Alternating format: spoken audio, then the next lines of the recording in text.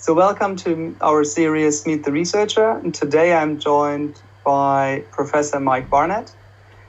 Hello, Mike. Thank you for joining us. Pleasure to be here. And we are, as always, starting with a small section to get to know the author of the paper better. So if you had to describe who is Mike Barnett? Do I? Yes, briefly. If you could just tell us a little bit about your background. Yes. And who you are. Yeah, if you don't mind, I guess I'll work backwards a bit. But I'm at the Rutgers Business School, Newark and New Brunswick, part of Rutgers University, which is the State University of New Jersey. I've been here since 2012. Came in originally to an administrative role where I was vice dean for academic programs, a role that I filled until 2015. And then had the pleasure of a sabbatical at NYU and Seton Hall, which is in my backyard, and also did a year with the American Council on Education as a fellow, spending the year at Baruch College, which is across the river in Manhattan, before returning back to the faculty in the Management and Global Business Department, which is where I've been since then. A couple of years ago, I began to stand up the Rutgers Institute for Corporate Social Innovation. And since we hired an executive director last year, I switched over to being academic director of that institute. And for the last more than 5 years now, I've been distinguished visiting professor at Egade Business School in the Social Innovations Group, which is led by Brian Husted, one of my frequent co-authors, and a co-author on both of these papers. And actually, Irene Henriquez is also a distinguished visiting professor at Egade as well. Both with Brian. And over the years, we worked with their faculty, doctoral students, postdocs at Egade to increase their research capacity. That's coming to an end. I think our 6 years, our final year of doing that.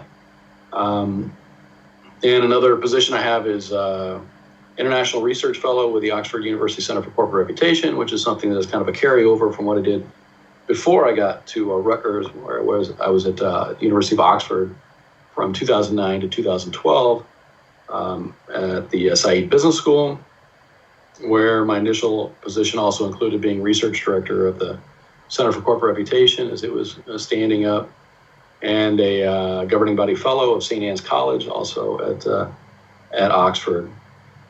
Prior to that, my first full-time academic position was the University of South Florida, which is not in the south of Florida, but in Tampa.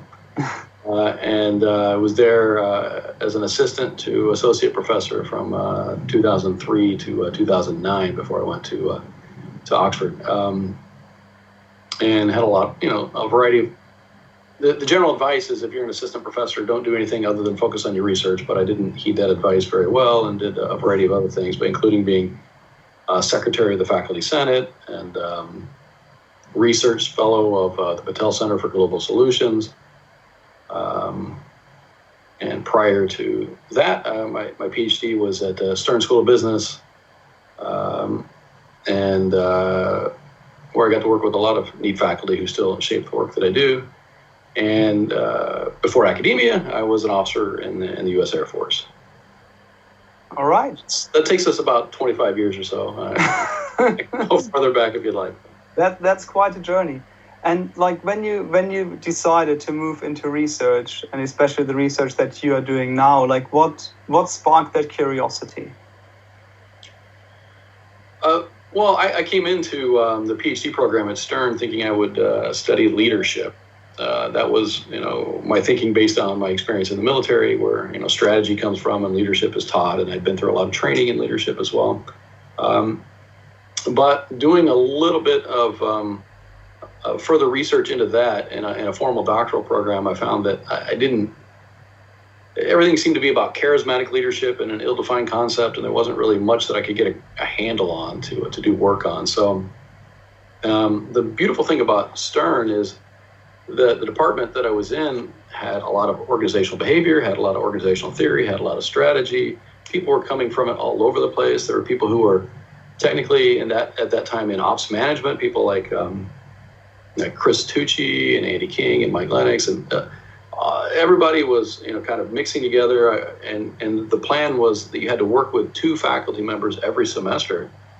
And so I got such broad experiences from, the micro level to the macro level and meso and everywhere in between, and kind of the birthplace of cognition, and heavy focus on org theory and behavioral theory of the firm. You got people like Starbuck and then Jim March, and those folks are always popping in. And I ended up just sort of mixing it all together from all those different angles. And so Andy King and Mike Lennox had a research project going on that was funded by an EPA NSF grant that had to do with environmental management at the industry level. I brought in some stuff that I was doing with Charles Fohnbrunn before he retired on reputation, and kind of mixed it together to do things like, the reputation commons problem, which is the basis of most of my dissertation.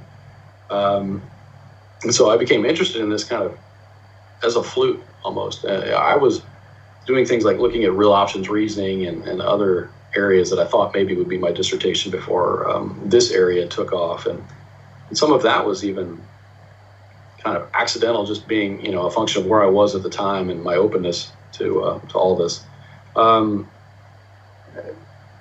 Charles Fohnbrunn had a friend in the publishing industry in New York who was trying to start a small publishing house, and he had put out a call for basically little booklets, small treaties in a way on trying to take a very controversial bent on issues. Like he wanted a book on why socially responsible investing is a terrible idea. That was, and the intent was, just to say, well, if you want to give away money, go ahead and do it. If you want to take a moral stance, there's no way that those make sense together. Yeah. And that was the view that we had took. I wasn't really interested in trying to deal with a book at the time. I was also trying to get a dissertation going. But Rob Solomon, who was in the doctoral program with me at the time, had a lot of energy and was interested in doing this. And so he said, let's team up. He had a friend who had data from the world of practice on SRI funds. And so we agreed to do one of those little books. And we gathered up the data, and in the meantime, the publishing house folded. So we had nothing to do with it. We didn't know what to do with the data. But we then at least looked at the results, and it turned out that it was curvilinear, right? And that was the basis of. I remember that paper, yeah, very well. That's where that came from. We weren't expecting to find that, and that's really my overall view. When I was chairing social issues and management and trying to describe to folks kind of a perspective to take, I think a lot of the weakness in the SIM side of things has been trying to find ways to support an activist agenda. And I think that's the reverse of what it should be. I think you should have rigorous research that says what it says, and then that will speak to an activist agenda one way or the other, but you shouldn't sort of be predetermining. Not that folks are necessarily, but that's easily dismissed as that if you're not very careful about doing rigorous, open, transparent research that can be refuted, the scientific method, and then seeing where that leads. And I think most of that will lead to, the notion that facts have a liberal bent kind of thing. But doing it in the opposite direction and just saying that I think businesses should be good citizens and let me prove to you why leads to easy dismissal. Yeah.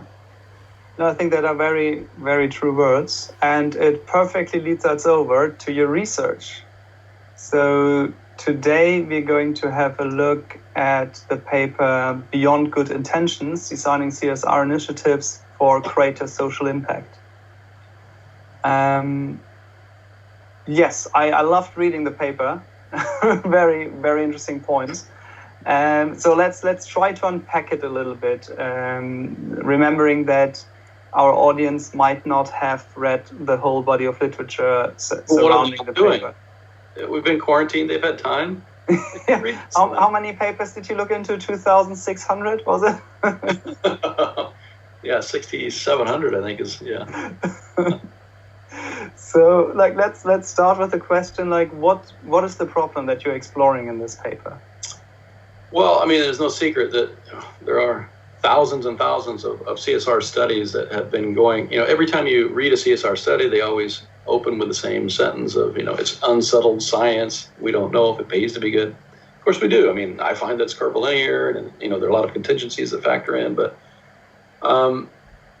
overall, the research, though, has been heavily focused on whether it pays to be good. I mean, we've gotten to the contingent case. When does it pay to be good? Not does it or doesn't. But you can't really make the case that it pays to be good if you're only looking at whether or not it pays, and you're not looking at whether or not you're good.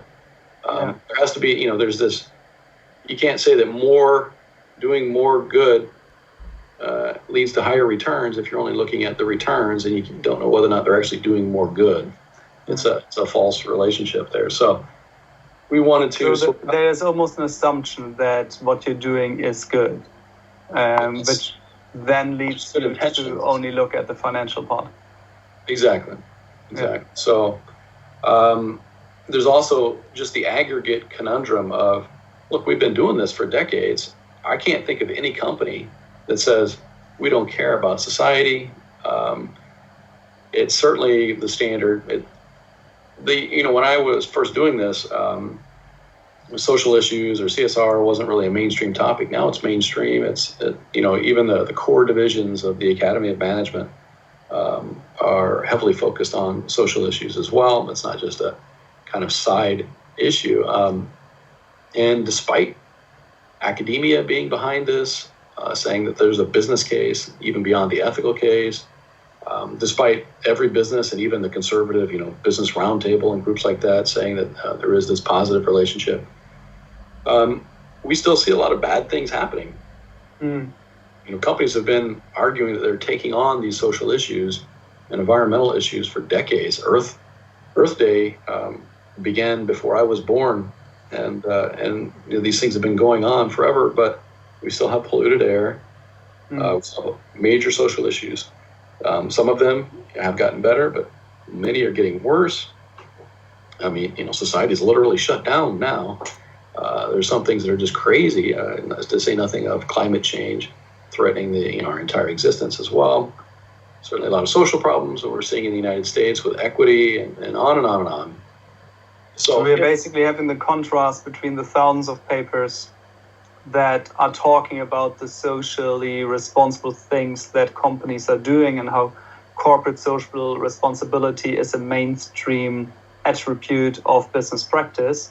But at the same time, we have almost a contrast in reality if we actually look at the things that we are facing, and many of those that you have mentioned.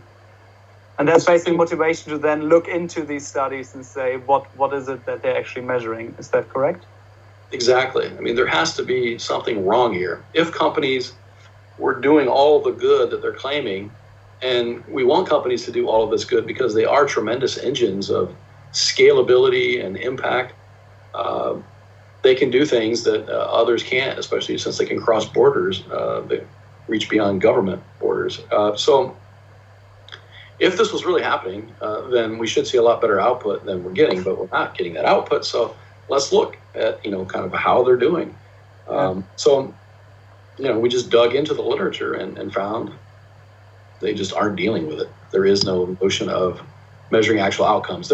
We're getting, we're not the first to say this by any stretch, and there have been lots of calls. And so the additional problem is sorting out why we wouldn't. I mean, there's been a lot of screaming to do this, a lot of criticism of the underlying literature, and we recognize that we're not doing this as well. So there's got to be some things that are holding us up too. And so we need a way forward, we intended this not just simply to say that, look, problem, but also to try and find a path forward. Yeah, I like your three-part structure in the paper, basically. What is the problem, then analyzing the problem, but also then coming up with how can you do it better. And maybe to start with the first part of, we now talked about what is the problem. How do you analyze the problem? How did you conduct basically the analysis, and why do you choose that framework? Right. Well, we explored a lot of different ways to go about this because,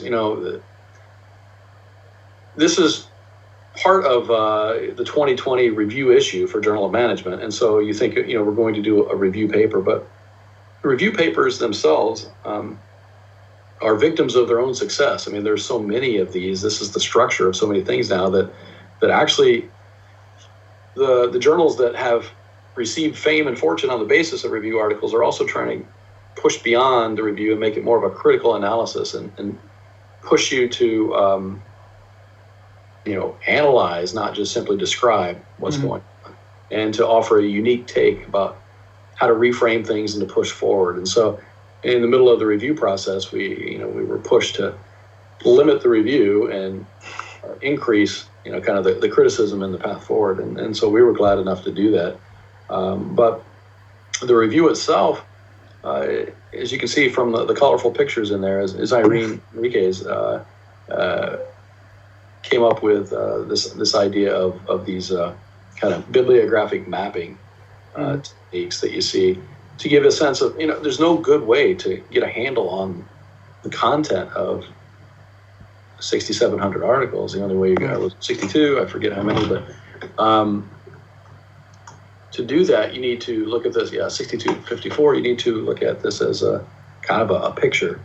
And so she came up with that methodology, and we tried to kind of show the flow from decade to decade. I was surprised by how much of it is it's almost all of these are actually in the most recent decade, 2010 to 2020. It's just become every research paper almost. I mean, more than 5,000 of those 6,000 are within this past decade. And despite that, this past decade has been a period in which it's been no secret from, Margolis and Walsh and on. We've been very critical of the notion that we haven't looked at impact. And despite that, the studies still go on and on. They've taken a life of their own in a way. And you get meta very quickly. Where I just recently saw a review of reviews, and not just a review of the reviews, but a review of the concept of the reviews of season. So it's... So what would you say was the main outcome of this analysis stage? Also maybe something that surprised you, like you already briefly mentioned, this kind of concentrated change in the last decade. I mean, beyond just, the sheer number of things, I was a little bit surprised that there truly weren't articles that went all the way to looking directly at impact, and that we had to go outside of the management literature to get some guidance on how to do that. And I guess I wasn't so much surprised, but it was interesting to see it in pictorial format, and to be able to explain that we're victims of also, big data. So that's, which kind of ties to the other paper that maybe we'll discuss. But, we've got this explosion of information about how companies are performing. It's becoming mainstream, and so that means that there are now standardized measures of this. And as we've pushed to get, at first we were critical of the data sources and we didn't have enough data, and now we've got so much data, but we can see that if we take that to its extreme, it doesn't really get us the answers that we want. And so we kind of flip that and say that we need to go back to small data, to explicit studies, and we don't need to keep studying the big gestalt picture of, does it pay to be good by looking at everything and trying to model it broadly, but rather we need to look at very specific individual programs in very specific settings and try to figure out when a specific type of action intervention works best in that scenario, and then scale that up to kind of comprehensively map the different situations so that we have at least some heuristic guides to how to do better by doing good in specific settings. So basically the challenge that we have at the moment is that we have an increasing amount of information of what companies do in terms of CSR, and we have increasing number of academic studies who link what companies do measured through the databases to then financial performance measured through different databases. So for example, KLD and DataStream or Bloomberg data. But what is missing is does what companies do actually translate in an improvement, in a positive impact on the issue that they are saying they are targeting? We have a tremendous amount of energy and resources, mental power, and just time by highly intelligent people spent doing more and more of the same thing that we don't really need more of. And so, we're trying to scream at everybody to say, you put that energy toward actually looking at the impact side of things.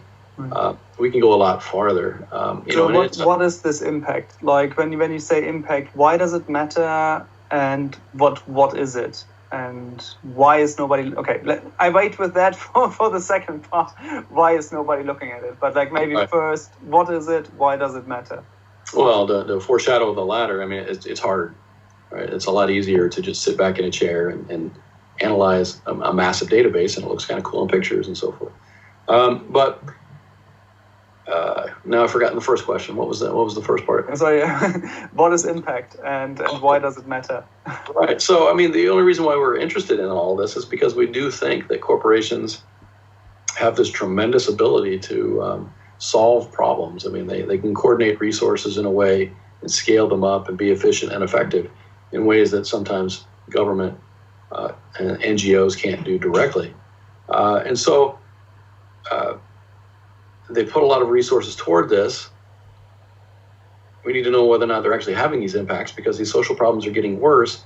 And where they're not doing it, where there aren't effective sort of market governance mechanisms for social problems, then we need to think about government's role. And we've been avoiding that conversation as well. So it's very important to understand impact, to know whether or not firms can solve these problems, and to know whether or not government needs to intervene in certain situations. There's a lot of problems, a lot of things that could be done.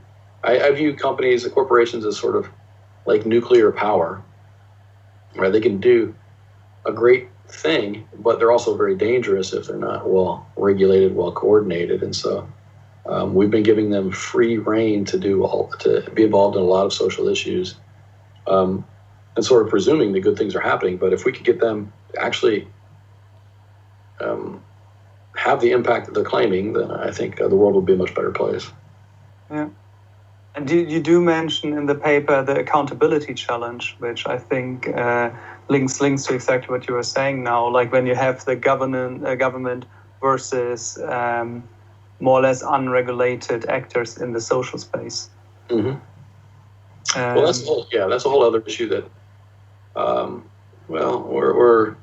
we've contracted to write a book. We're working on that. So to share more of those ideas later. But, we don't fundamentally disagree with the Milton Friedman argument that companies shouldn't be the ones choosing the social services available to communities. That should be a democratically elected government making those choices. But in the system that we have, we should get companies to do as much good as we can get them to do. Whether or not we can actually change the entire system is a whole other matter. And there might also be the aspect of, if we get companies to not do bad, that might be a good first step. Because when we're talking about pollution, when we're talking about labor standards, I think it's already a bit of a stretch to say we want them to do good.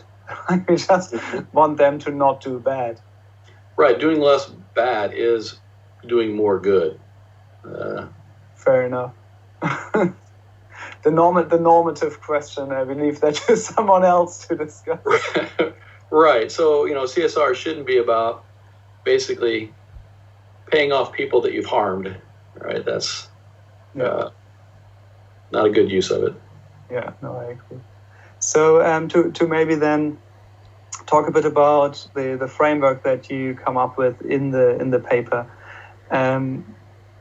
How do you propose we can go about this? Like, how can we measure this impact, or how can companies measure this impact to actually show what they're doing with all the energy that they're investing in CSR? Mm-hmm.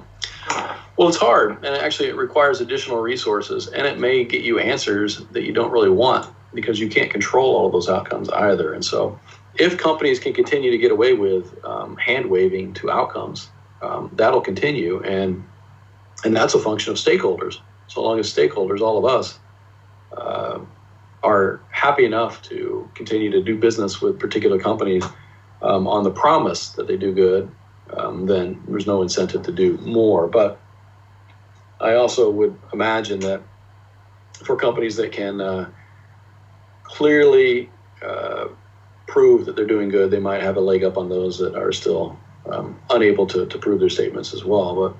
But and certainly if we insert government and require actual proof, and if we have all these social audits start to actually demand proof, then everything would change. But short of that, I don't think anything will change. But so there's design techniques. We ourselves probably more hand waving to that in this paper because there's only so much space, and frankly, we're new to this as well, so we didn't have all of the details. But there is certainly a pre-existing literature that and that can be imported from other literatures as well about using experimental methods to have, if you want to decrease poverty in a community that you operate in, you might try 3 different CSR programs. Mm. You have to, measure the baseline and then see how they interact, see the results of each one, have a control experiment as well. It's like medicine. It's like a lot of other things where there are these sort of experimental procedures that you try several different things, see what works best, take note of the different settings, and continue on. I mean, if we can do probably 1,000 studies a year on CSR, I think we could probably start to generate several hundred in this vein as well to try and, over time, it'll take a lot of different studies and a lot of different settings to try fill in all the open ground about all the different contingencies, different countries, different organizations, different types of CSR. They're all human interactions, so there's a lot of complexity. But in I think it's 2016 Strategic Organization Soapbox, I describe my view of kind of how all this would lead to a manager's desk reference that's akin to a physician's desk reference, where it would have like dependent variables and independent variables and interactions, and you would be able to start to have these are design rules, but they're kind of like drug interactions. But, if you see this problem or this disease, right, you need to offer this particular drug to people of this type and expect this kind of outcome here. And so you start getting, the dosage right and the different contingencies affected, if it's a full moon versus, and so as studies can get more and more specific about the different contingencies and know for sure that they're actually studying those things because they have well-designed, well-controlled studies, then I think we can get closer and closer to having, it's probably a bit too much of a normal science paradigm for most people to handle with the social system, but we can get closer to having actual guidance for managers on how to profitably address social problems that they want to take on. Yeah. I think that's a very interesting point, and you make the point in the paper that this is basically done for charity work sometimes, and in development studies for government work and development aid. This type of studies are the impact measurement part is being done already. So it would, it only seems to make sense to import it into business, but I think your point of stakeholder demand or stakeholders holding companies accountable for these measures is very crucial. Yeah, and we're again, that's another paper and even a book that stakeholders are kind of the weakest link in this, and that we have the power potentially to do things, but we often don't have the ability to implement all of that control. Yeah. And there will be a very interesting discussion about another paper of yours, which links into the stakeholder power in the new digital age. Right, thank you for this part, and to move over slightly to turn to the outlook. So now that we have done a little bit of this already, like looking into the crystal ball and trying to figure out how the world is going to change a bit. But maybe let's try to maybe link it to the next generation. If you were to recommend some of our viewers who might be in the next generation, what would you say are maybe skill sets, or what would you say are requirements that they should look into if they want to become a professional, either in as you say, in this new physician type of management position, or in CSR departments? Okay. I thought you were going with the doctoral students and academic careers for a minute. Sorry. Oh, no worries. We can do those in the next step. Sure. I think, having an understanding of the communities that you're actually trying to serve, and not treat this just as a marketing function, as a PR function, as purely self-service, because there is this oddity, and that's something I've talked about in a 2019 paper in Business and Society, but we have this strange thing. The business case requires this paradox to work, where you are self-serving by being other-serving. And perversely, the more other-serving you are, the harder it is to be self-serving. But the more self-serving you are, the harder it is to be other-serving. How to bring both of those together requires what I describe as an alchemy of sorts, that, somehow that lead does turn into gold. So I think the clearest thing is to make sure that you're going to run into trouble if you're trying to do this always for purely instrumental reasons at the forefront.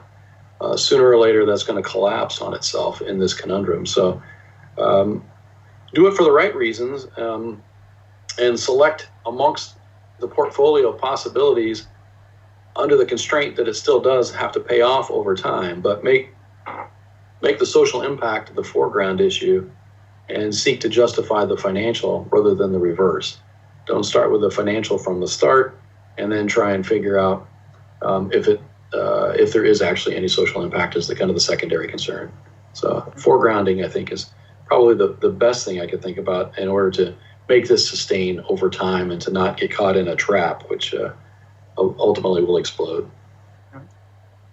All right, then you already mentioned it. For an academic career, what would you say are the areas that require research?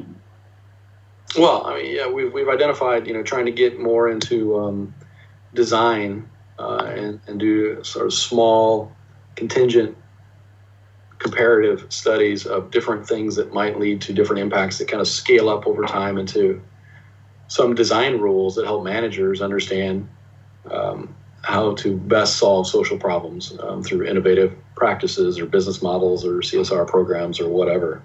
But with academics, I'm always cognizant of whatever I say is, old stuff that maybe helped me, but may not help those who are out there now.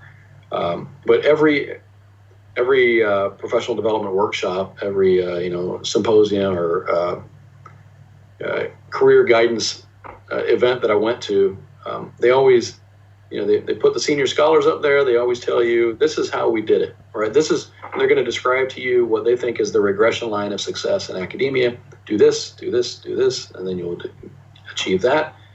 And then the next thing they always say is, I didn't do any of that. All right. So all of our careers are so idiosyncratic that you have to find your own way.